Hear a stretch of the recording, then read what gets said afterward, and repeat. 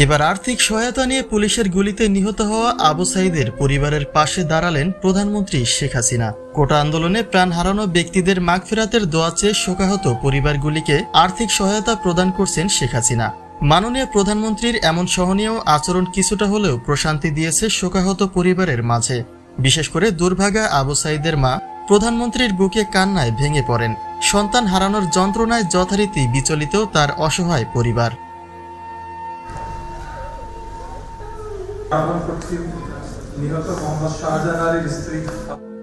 কোটা আন্দোলনে নিরপরাধ প্রাণগুলি হারানোর পেছনে তৃতীয় পক্ষকে দায়ী করেন শেখ হাসিনা।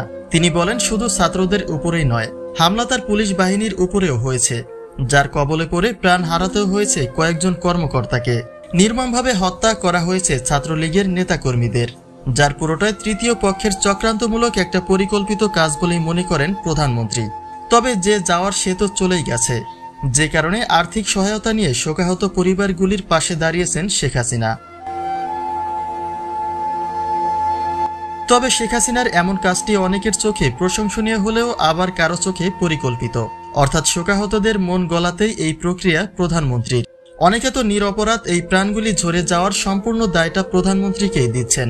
তাদের মতে সোশ্যাল মিডিয়ায় প্রকাশিত পুলিশের গুলিবর্ষণে যে নিরপরাধ প্রাণগুলি চলে গেল সেগুলি সম্পর্কে তার নিশ্চয়ই অজানা কিছু নেই, কিন্তু তবুও সেগুলি ঢেকে দিয়ে তিনি তার ক্ষয়ক্ষতির কথা বারবার কেন বলছেন? তবে কি তার নির্দেশেই আবু সাঈদের মতো নিরস্ত্র সাধারণ মানুষের বুকে গুলি চালালো পুলিশ বাহিনী? আবু সাঈদ যে খোলা রাস্তায় পুলিশের কোনো ক্ষতির কারণ ছিল না সেটা স্পষ্টই দেখা গেছে ভিডিও ফুটেজে। সে শুধুমাত্র অধিকার দাবির লক্ষ্যেই বন্দুকের সামনে দুই হাত মেলে দাঁড়িয়েছিল। কিন্তু নিষ্ঠুরতা যে এতটা নির্মম হতে পারে সেই কথাটি জানা ছিল না গুলিবিদ্ধ আবু সাঈদের।